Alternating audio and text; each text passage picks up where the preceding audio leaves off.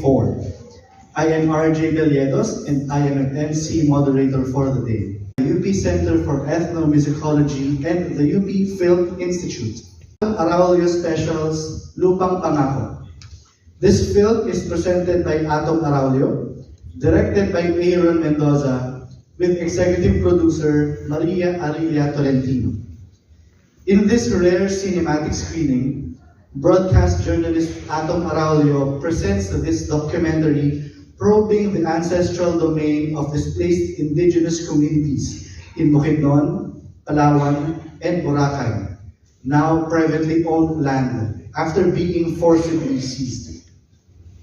Lupang Pangako sheds light on modernization at the expense of the environment and indigenous peoples, and shares IP's first-hand accounts of struggling to defend and return to the land that is rightfully theirs, in the face of intimidation.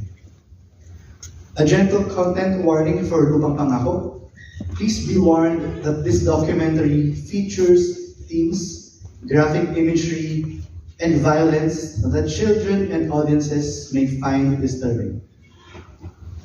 On that note, we now invite everyone to sit back, listen, and take in the stories and realities that Lupang Pangako brings to light.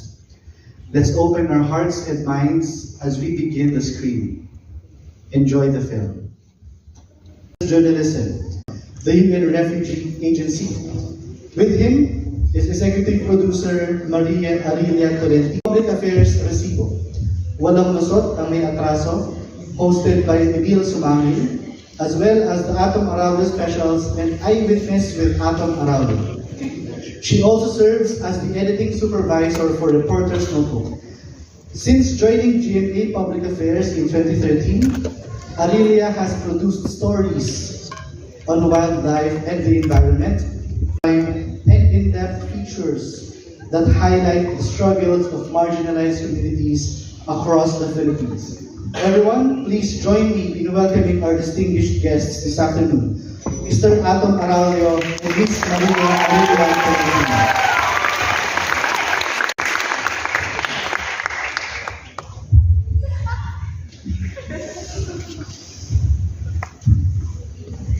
Hello, magandang hapon sa inyong lahat. Hello.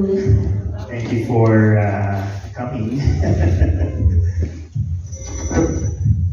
It is a privilege po to be here with you para pag-usapan at talakayin yung ating very relevant na pelikula, dokumentaryo ngayong hapon.